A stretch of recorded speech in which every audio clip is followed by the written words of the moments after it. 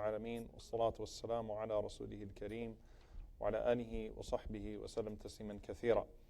So tonight actually we're going to start off with it's actually a story that is narrated in the tafsir of a very famous ayah, which is Surah Al-A'raf, verse 199. And the story of this ayah is profound because it involves many ahadith and many narrations of the companions of the Prophet sallallahu alaihi wasallam. So Jabir radiallahu anhu narrates, he says that when this verse was revealed to the Prophet sallallahu alaihi wasallam, where Allah subhanahu wa ta'ala says, خُذِ الْعَفْوَ وَأْمُرْ بِالْمَعْرُوفِ وَأَعْرِضْ عَنِ الْجَاهِلِيَّةِ. I'm sorry, خُذِ الْعَفْوَ, when Allah subhanahu wa ta'ala says that take to forgiveness, this is verse 199 in Surah Al-A'raf, that take to forgiveness, enjoin forgiveness. وَأْمُرْ بِالْعُرْفِ, and enjoin that which is good. وَأَعْرِضْ عَنِ الْجَاهِلِينَ, and turn away from the ignorant, turn away from the foolish. Jabir says that when this verse was revealed to the Prophet ﷺ, he asked Jibreel. He said, "O Jibreel," he said to the angel, "what is the meaning of this verse, or what are the implications of this ayah? What's the ta'weed of this verse?" So Jibreel alayhi salam said, "Hatta as'al," until I ask Allah subhanahu wa ta'ala, allow me to ask my Lord, and I will come back with more details of this verse and what this verse means. فَصَعِدَ ثُمَّ نَزَرَ, so he went up to Allah and he asked Allah, and then he came back to the Messenger sallallahu alaihi wasallam, and he said, "Ya Muhammad, O Muhammad, inna Allah ya'muruk," Allah subhanahu wa ta'ala commands you, "an ta'fu amman zalamak," to forgive the one who oppresses you, وَتَعْطِي مَنْ حَرَمَكَ, and to give to the one who forbids you, وَتَصِلْ مَنْ قَطَعَكَ, and to bring close to you the one that cuts you off. So there are three things. أَن تَعْفُوا عَمَّنْ ظَلَمَكَ, that you pardon the one who wrongs you. Okay? The second one, وَتَعْطِي مَنْ حَرَمَكَ, and that you give to the one who withheld from you. The third one, تصل من قطعك, that you seek to enjoin the ties of kinship with the one who cuts you off. So someone from a family member cuts you off, you make sure that you leave the line of communication open with that person, and you still reach out to that person. You still fulfill their rights upon you.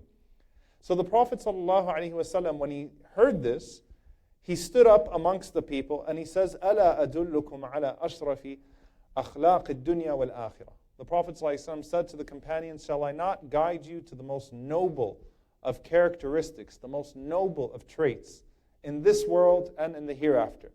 قَالُوا وَمَا ذَاكَ يَا رَسُولَ اللَّهِ. They said to the Prophet ﷺ, "And what is that, O Messenger of God?"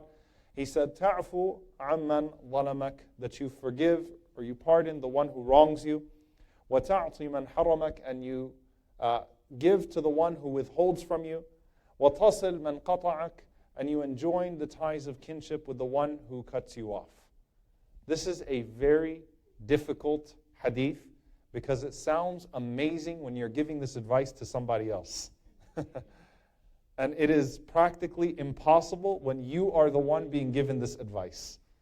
You will find your way to escape out of any one of these things when you are in the position of the one who has been cut off by a family member, or the one who has been wronged, or the one who has had something withheld from them. Suddenly, all of this goes out the window. However, it is very, very, very easy to do this to somebody else, or to give this advice to somebody else. There's another hadith, and there's a famous story with this ayah actually, with the revelation of the ayah, and I want to take it from there. And the point of this halaqah, so that you know where I'm going with this, as we're talking about social justice, is that most injustices are perpetuated because someone failed to take the higher road. So an injustice is committed and another person comes back with vengeance, and that perpetuates a sense of injustice. And instead of holding ourselves to higher standards, we continue to justify our lower standards by saying, well, this is what was done to me. I'm going to return in like manner. I'm going to respond in like manner. So on those lines, this is a very powerful lesson that we learn from the Quran and from the Sunnah of the Prophet ﷺ. The famous story with the ayah is that Al-Hurr ibn Qais, Al-Hurr ibn Qais was one of the Huffaz. He was one of the people who memorized the Quran, and he was one of the Shura one of those who Umar radiallahu anhu would consult. So he was part of the shura body, the consultation body that Umar radiallahu anhu would keep close to him. And he was a very young man. And Umar radiallahu ta'ala anhu used to always include him in his meetings. So this is actually a narration in Bukhari from Ibn Abbas, which is why it's so famously quoted. So one day while Al-Hurr was sitting with Umar radiallahu ta'ala anhu, a cousin of Al-Hurr asked him if he could get permission to sit with Umar ibn al-Khattab. So will you let me into these meetings so that I can also sit with Umar ibn al-Khattab? And Umar was the Khalifa, so Umar is the authority. So Umar radiallahu ta'ala anhu let him in. His name was Uyayna. And he came inside, and he immediately started to scream at Umar ibn al-Khattab radiallahu ta'ala anhu. And he said to him, Ya ibn al-Khattab, beware or woe to you, O ibn al-Khattab, O son of al-Khattab. By Allah, you neither give us sufficient provision, nor do you judge amongst us with justice. So he made a severe accusation against Umar radiallahu ta'ala anhu, and it was unfounded, and it was out of place. So Umar radiallahu ta'ala anhu, Ibn Abbas was there, as was Al-Hurr. Umar radiallahu ta'ala anhu was angered by that. And Umar has the power of three things, as the scholars of Hadith say. He has the power of as-sulta, he has the power of authority, he has the power of his body. He's a much bigger man than the one who insulted him. And he has the power of ad-durra. He had his cane with him. He had a stick. So it could have easily just been a pick up that stick and smack him with it one time and be on your way. I mean, you were let into my gathering, a very important gathering, and you decided to hijack it so that you could throw these baseless accusations.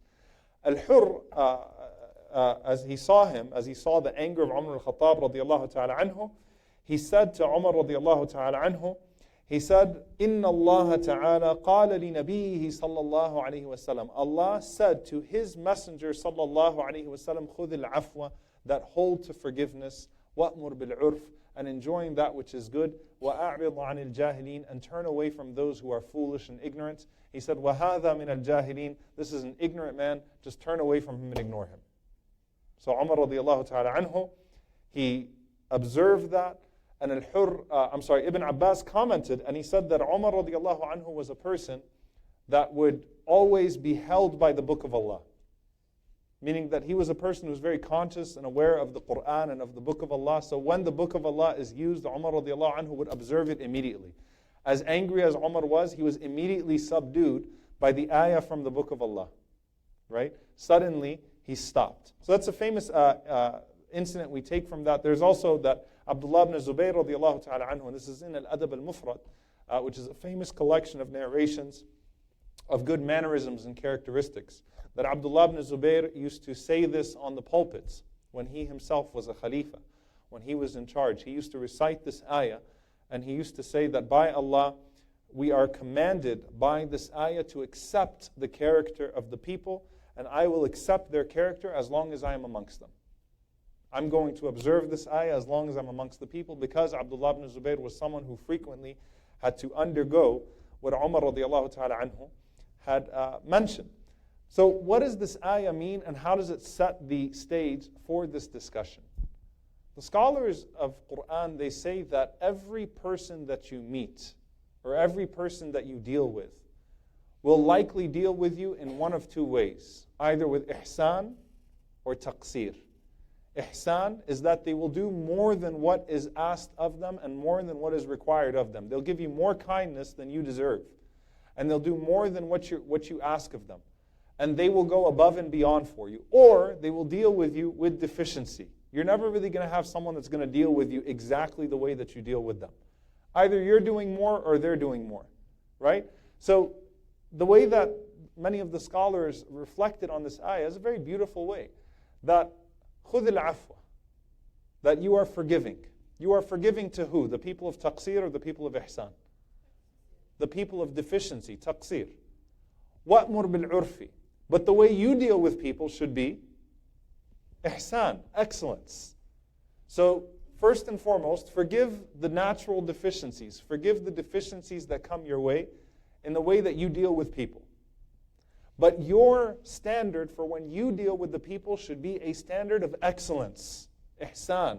Go above and beyond with the people وَأَعْرِضْ عَنِ الْجَاهِلِينَ, and turn away from the foolish, turn away from the ignorant. What that means is, there are going to be some people that even if you deal with them with ihsan, they're still going to give you a hard time. Do not let them sink you to their level. Turn away from that and do not stoop to their level. There's another hadith which is very famous, which is along the same lines of what the Prophet ﷺ mentioned. And it also has a story to it. And I always like to look at the full context, because usually if you look at a hadith, you get the hadith bolded, but then you get the context, which is not bolded.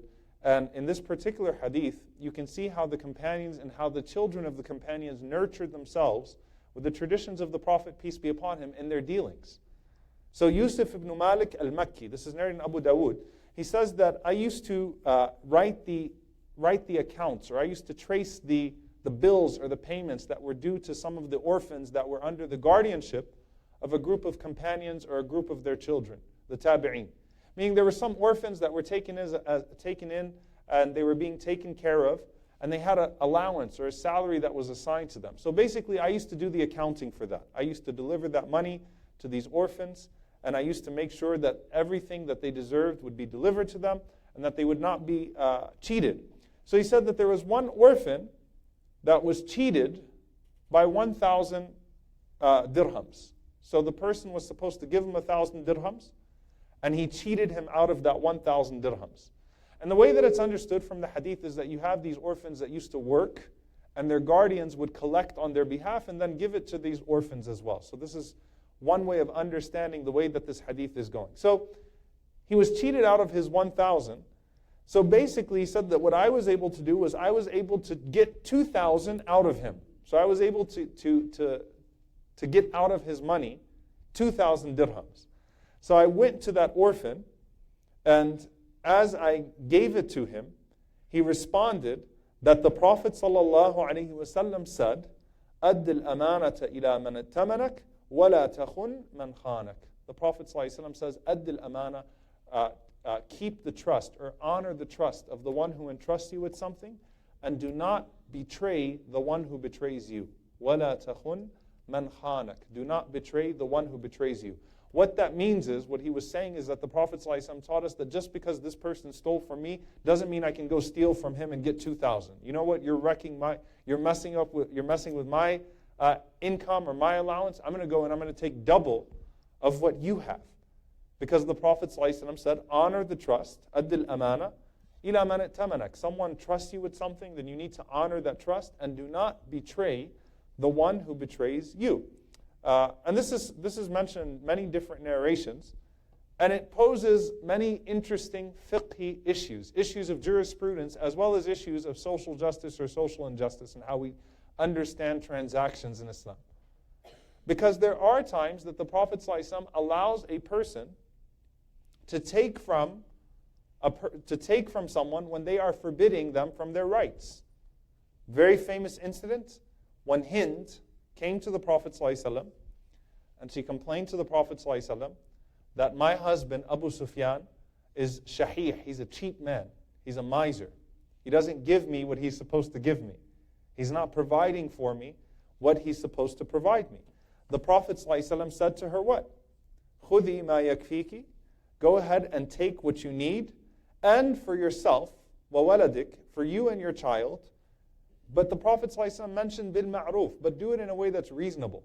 So just because Abu Sufyan is not spending on you, and he's not giving you your right, don't go and try to take all of his money, and go on a spending spree, on a shopping spree, but take what you need to bil ma'ruf. So the right that he is withholding from you, you can go and you can take that right without any form of permission, without taking his idhn.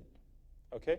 And what the scholars mention here is that in this situation, you have a right that was already assigned, and what was happening is that that right was not being given, and the Prophet ﷺ is giving us a permission in fiqh that when there is absolutely no gray area, when there is clearly a right that is withheld from a person, and that right can be attained, and there's no doubt about it, there are no nuances to the situation, then that person can take their right without the permission of the one who is holding it back from them. There's a difference between someone owing you something or someone that's supposed to give you something and you find a way to acquire that which is being withheld from you, and someone withholding something from you, so you go and you try to get something else from them. That's impermissible. Okay? Because that employs khiyana, that employs a sense of deception and betrayal, and the impact that that has on society is problematic. Well, we also learn from the hadith of the orphan, or that narration of the orphan. Well, Imam Ibn Taymiyyah rahimahullah commented on that. He said that if someone is wronged with something, the first thing they should do is they go to the authorities to try to receive their right. They don't try to go through some route to try to steal it back or to do something, because what that perpetuates in society is problematic. When Umar radiallahu ta'ala anhu was killed, the idea of establishing due process, right, to make sure that the right person is killed for killing, I meant Uthman. When Uthman radiallahu ta'ala anhu was assassinated, Ali radiallahu anhu emphasizing that we need to make sure that the people that killed Uthman are going to be held accountable, and we don't just unleash havoc on anyone we think was involved in the murder of Uthman radiallahu anhu, because that would set a bad precedent in society. Okay? So the idea of not stooping to the level of your opponent or to the level of the one that wrongs you. Now if you look at the hadith of the Prophet ﷺ, first thing he said, تَعْفُوا عَنْ مَنْ ظَلَمَكَ. You forgive the one that wronged you. Does this mean that you allow the one that wronged you to go held unaccountable? We already mentioned this early on in our series. No. Why? Because you enable that zalim, you enable that oppressor to oppress someone else. So silence is violence. We already went over this. What that means is, when you are in a situation where you have been wronged, and there are different degrees of being wronged, you always establish the upper hand. You always make it a point to show a sense of ihsan, to show a sense of excellence, and to not become overcome by vengeance. Okay? Do not become vengeful. You stop that dhulm in a way that no one else will be consumed by that oppression, but at the same time, you don't become an oppressor to your oppressor. You do not become like the one that wronged you. You do not start to resemble them in their behavior. You do not start to employ tactics that they employed on you. You do not go anywhere further, in any way exceed what is due to you in trying to demand your right. And yes, even at sometimes complete forgiveness, that is the way of mercy. Forgiving the one who wronged you. Establish the rights, because we also don't want to perpetuate something in society where people are wrong and they let it go so that that person continues to wrong. But at the same time, when you find yourself in a situation where you could take revenge and you could take vengeance, you forgive. Ta'fu. You pardon. Ta'fu amman zalamak. And the Prophet ﷺ mentioned that you spend upon those amman harramak, the one who held back from you. Okay? The scholars mention many different connotations of that. Basically, that you find yourself in a situation where you were in need and someone withheld from you, but then the tables turn, you find yourself in a situation where they are in need and you don't treat them the same way they treated you. That's one. Number two is that in the family dynamic, there was a point in the family where one person was responsible for the other and they did not fulfill the obligation the way that they should have. As time goes on, you find yourself in a situation of obligation. You should not allow yourself to forbid or to withhold the way that that person withheld from you. A parent with a child, for example. The roles switch at some point in life, right? At some point, the child becomes responsible for the parent the way that the parent was responsible for the child. Third, tasil man qata'ak, that you try to establish the ties of kinship with the one that cuts you off. What does that mean? That means that if a family member or a brother or a sister cuts you off, you still extend the hand of kindness to that person. There's an exception to that, as there is to anything. Whereas if there's a fear that by maintaining that relationship, you will open yourself up to abuse. Okay, so someone abused another person. The abused doesn't have to go reach out to the abuser and say that, I'm leaving the door open for you, because that's an exception to the rule. But all these types of things that, that happen, especially within families and amongst brothers and sisters, our Muslim family even, right, our community family, you always make it a point to leave the door open. You extend the hand of salam. You extend the hand of peace. You do not cut off your brother or your sister, even when you feel like they have cut you off. Okay? So the Prophet ﷺ is giving us these higher ideals. What do we take from this? And where do we see it exemplified in the Sunnah of the Prophet ﷺ? The most obvious of them, as far as amana is concerned, as far as trusts are concerned, is the fact that the Prophet ﷺ was entrusted with the possessions of Abu Jahl, of Uqba bin Abi Mu'ayt, of Amr bin As, of Al-Ashaj, not Al-Ashaj, there's a fourth person that I'm missing here. Hopefully it'll come back to me, inshallah ta'ala. Akhnas ibn Shurayq. Al-Akhnas ibn Shurayq. The Prophet ﷺ was entrusted with their possessions in Mecca. They put a bounty on his head and wanted to kill him. Put yourself, let's give this a real or a present day manifestation. There's a guy trying to kill you and you have his watch. Are you interested in getting that watch back to that person in any way? Someone entrusted you with something when you were on good terms, and then things fell apart. Are you really worried about maintaining the trust there? Or are you know what, you're trying to kill me. Forget about your stuff. You're trying to kill me. The Prophet ﷺ was entrusted with the possessions, the precious possessions of the people that had oppressed him and were trying to kill him. And when the Prophet ﷺ migrates out of Mecca to escape their persecution, he risks the life of his son-in-law to be, his cousin and his son-in-law to be Ali ibn Abi Talib radiallahu anhu. He leaves him behind and says, return the possessions of everybody. Make sure that you give back their possessions. La takhun man khanak. Do not betray the one who betrays you. Do not deal with them the way that they dealt with you. The reason why I chose the title of the halaqah with a very particular sentence, it's a very beautiful sentence that you may have heard. Omar al-Mukhtar, may Allah be pleased with him, was obviously the Libyan warrior who fought imperialism and one of the heroes of the last century. And Omar Mukhtar, this is a very famous incident that happened with him. He had 2 Italian captives. He was able to capture 2 Italian captives from the Italian soldiers. And one of his generals said to him, why don't we mutilate them, make an example of them? Let's kill them. The way that they always kill us when they capture us. What they do to us when they capture us. So Omar Mukhtar said, we don't kill our prisoners. We're not a people who killed their prisoners. And the man responded with, but they do it to us. And Omar Mukhtar said the very famous statement, they are not our teachers. They are not our teachers. There's so much that is profound about that statement, especially in a recent manifestation.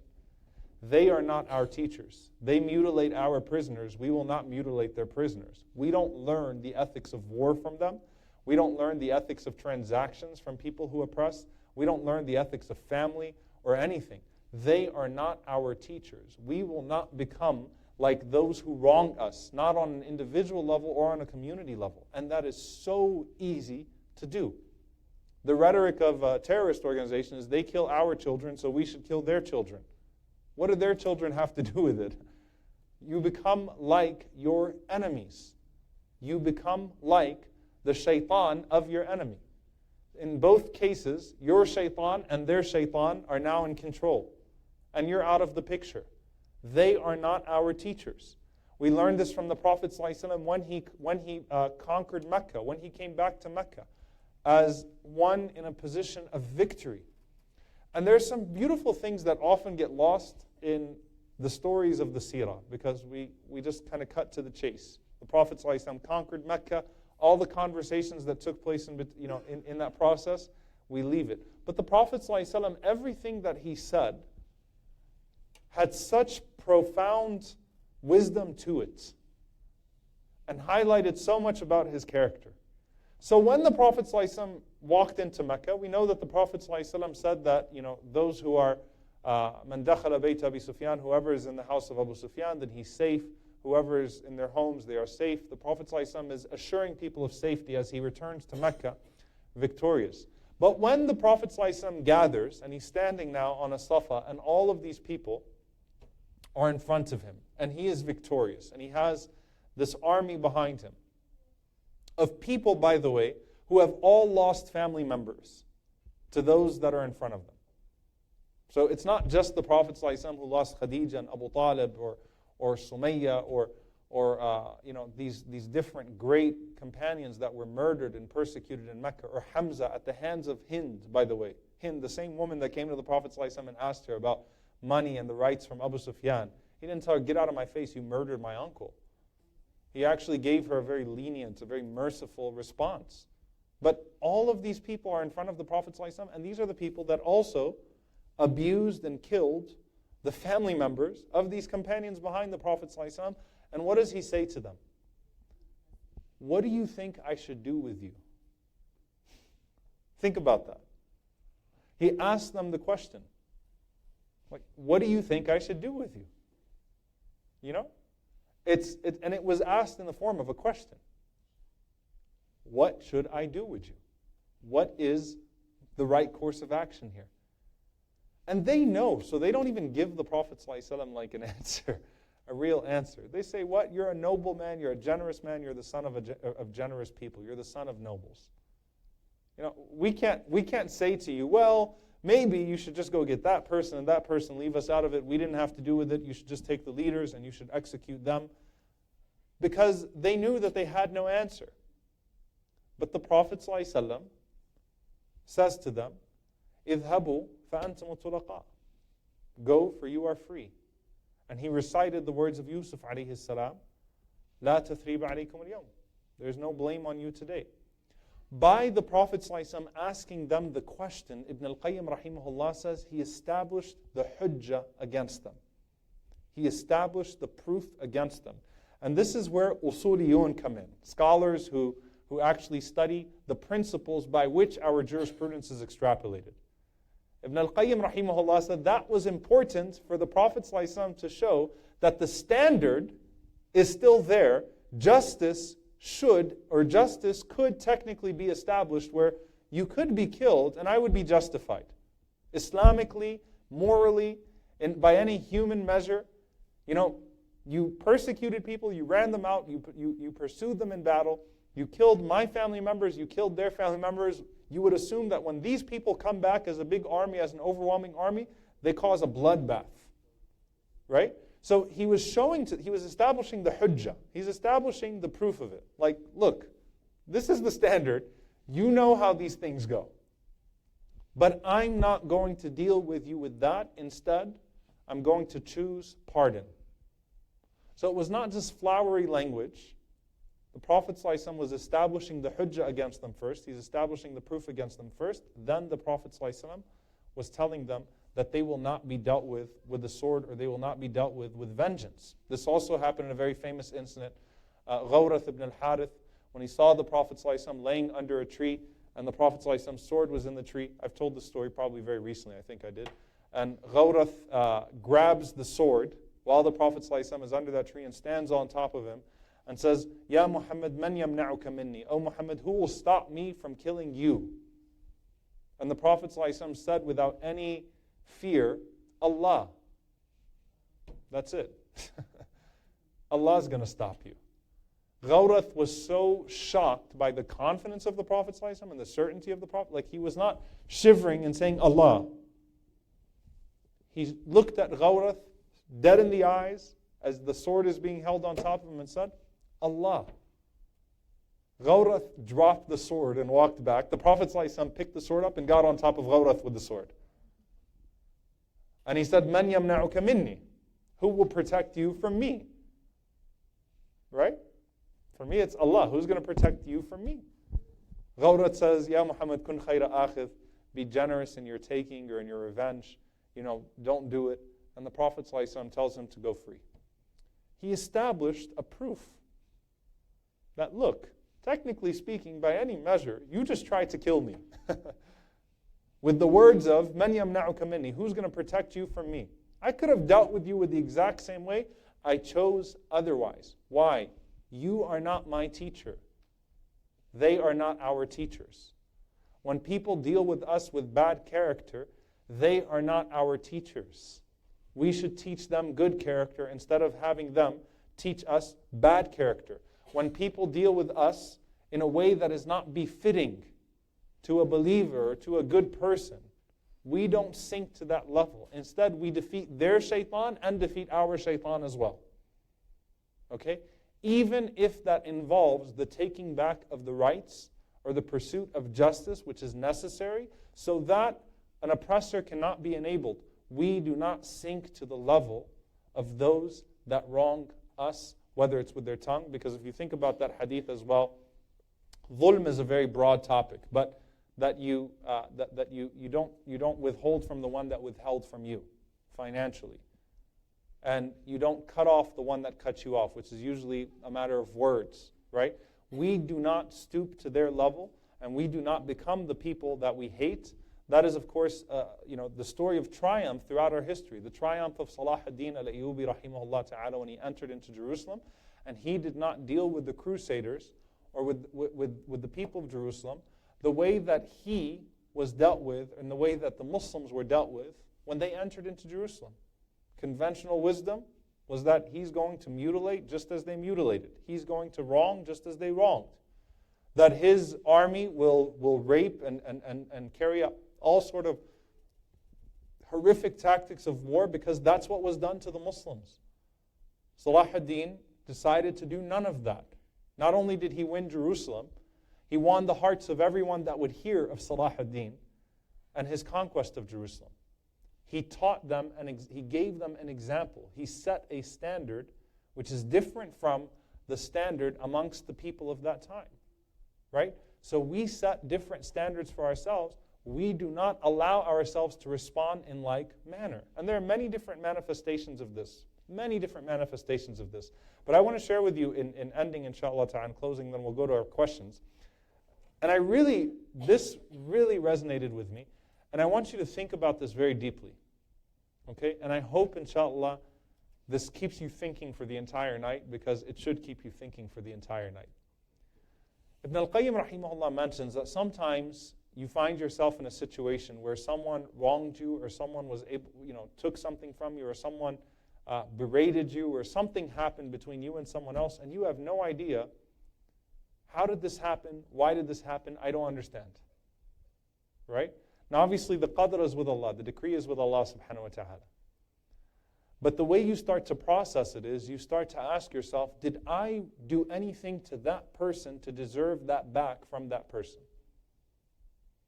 You're framing it in that relationship, right? I did not treat that person this way. Why was I treated this way? And he continued and he said that every person that you meet in life, so he mentioned, you either showed them taqseer or you showed them ihsan. You showed them deficiency or you showed them excellence. He said sometimes Allah subhanahu wa ta'ala, as a means of purifying you, for a taqseer that you showed to someone else, a deficiency that you showed to someone else, would have it so that another person would show you deficiency. And it would balance out the scales. Or an ihsan that you took advantage of. So someone showed you ihsan and you milked it. You kept on taking advantage of it in the form of another person who would do the same with you. And all of that is a means of balancing things out. Now, that does not mean that you inflict on yourself, this despair and start to blame yourself. When something bad happens to you, you start to excuse that wrongdoing and you start to internalize it all. What this means is, you never know how Allah is working out the scales. And you think about this in, at least away from the major transgressions. SubhanAllah, I truly feel like every time, and I know everyone that deals with this with their children, they recognize at some point, or hopefully they recognize, that I did something like this to my parents. Right? That some of this, and though we like to tell our kids, I was never like you, sometimes there's some manifestation of it. Maybe one day I displeased my mother. And I didn't even think twice about it. Somehow, in the way that the way that Allah subhanahu wa ta'ala's qadr works, I am made displeased by my child. That doesn't excuse the child. But the way that the mizan, the mawazin, the scales work is that these things come around. And this is well established in the hadith of the Prophet ﷺ, that when you show ihsan, others would show ihsan to you. Hal jaza'ul ihsan illa al-ihsan, what we spoke about in fact. Right? This is a well-established concept. So what we have to recognize, first and foremost, we should never allow an injustice that was committed against us to be responded to with an injustice, whether that is in our finances or in our tongues or in a physical manner or whatever it may be. The Messenger ﷺ, even as he suffered with the dirtiest of tactics from Quraysh. I'm going to tell you this, and subhanAllah, I recently did a whole lecture on Sumayya radiallahu ta'ala anha, bint al-Khattat at Al-Madinah Institute, because I feel like she's completely neglected when we talk about the early sacrifices of people. What she went through is horrific. What Abu Jahl did to Sumayya in murdering her, in the filthiest way, the nastiest way that you could possibly murder a person and take their lives. And I'm not even going to mention how in explicit detail, but taking a spear and putting that spear, murdering Sumayya by putting that spear in a way that it went through her body. Right? I mean, he tortured her in the nastiest way to death. When Abu Jahl is in Badr, did the Prophet ﷺ mutilate his body? Did the Prophet ﷺ have anyone do that to him? No. We don't respond the way that we are treated. And this is something that's highlighted throughout the history of the Messenger ﷺ, whether it was in battle. When he had prisoners, ﷺ, he didn't deal with them the way that they dealt with him, ﷺ. You always have to ask yourself whether you are taking the higher moral ground or not. You always have to ask yourself that. And so, in conclusion of this, and that's it. That's the main message, that we have to constantly remind ourselves that an injustice against us does not excuse our own injustices, even towards the one that committed that injustice against us, especially not against those that did not commit an injustice towards us, because that's a whole nother layer, inshaAllah ta'ala, which we'll talk about, which is that I was wronged at some point in my life in some way, and I internalized that, and I became that type of zalim to other people. So I was abused in a certain way, and so I became an abuser to other people that were completely, blameless in the abuse that I received. That happens a lot as well. So we ask Allah subhanahu wa ta'ala to protect us from ourselves becoming wrongdoers and oppressors. And we ask Allah subhanahu wa ta'ala to not allow those that harm us to make us like them. We ask Allah subhanahu wa ta'ala to allow us to choose the higher ground in a way that does not excuse their dhulm, so that it would be perpetuated against anyone else, but in a way that we also do not become zalimeen. We also do not become oppressors. Allahumma ameen. Questions? I know it's a loaded topic, so yes.